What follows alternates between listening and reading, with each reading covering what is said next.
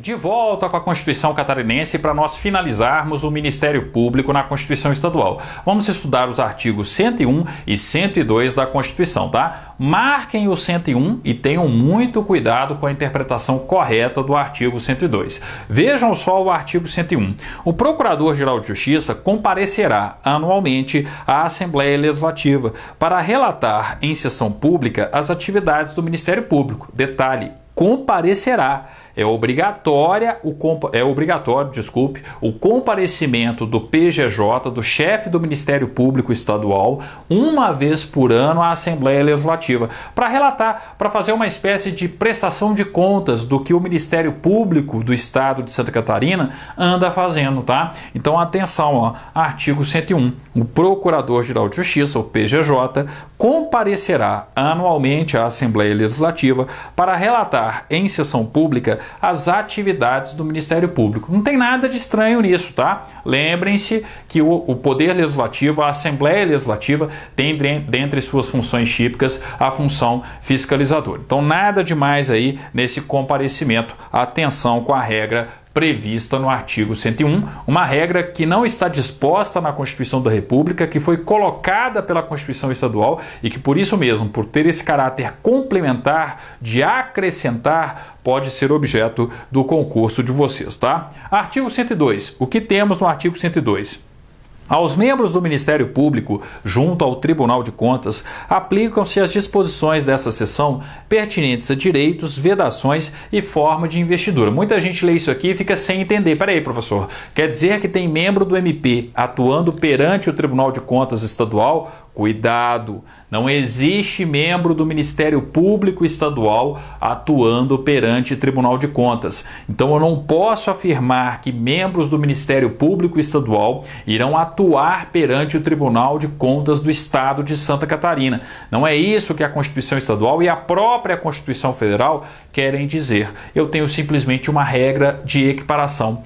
Cada Tribunal de Contas tem um MP próprio, um MP adjunto. E aos membros desse MP próprio, aos membros desse MP adjunto, eu tenho ali as mesmas prerrogativas, as mesmas garantias, vedações, direitos e forma de ingresso que os membros do Ministério Público Estadual aqui no caso, tá? Então, o que eu preciso lembrar em termos práticos aqui, ó, de concurso?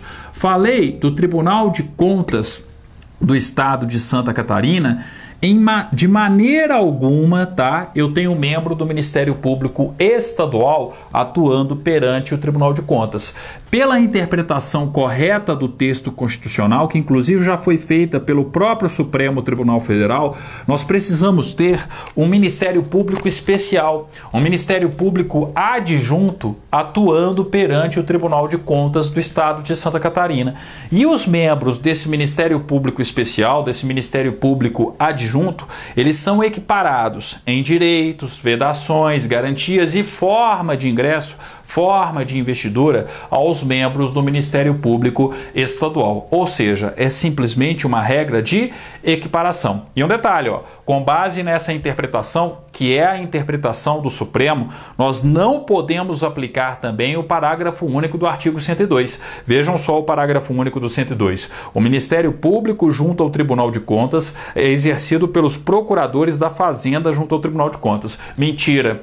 Inconstitucional, tá? O Supremo já julgou através da ADIN 3283/90, né, e considerou esse tipo de afirmativa, esse tipo de disposição, melhor dizendo, da Constituição catarinense uma questão inconstitucional. Eu não posso ter procurador da Fazenda atuando perante o Tribunal de Contas. Eu preciso ter uma procuradoria adjunta, um MP próprio, tá? Então, cada Tribunal de Contas tem o seu respectivo MP adjunto, o seu respectivo MP próprio, tá? E no caso dos tribunais de contas estaduais, em qualquer estado, tá? Diga-se passagem, eu tenho aí, ó, uma equiparação dos membros desse MP especial, desse MP adjunto, tá? Eu tenho uma equiparação dos membros do respectivo MP aí de cada Tribunal de Contas com os membros do Ministério Público Estadual, em termos de direitos, garantias, vedações e forma de ingresso, tá? Então, simplesmente uma regra de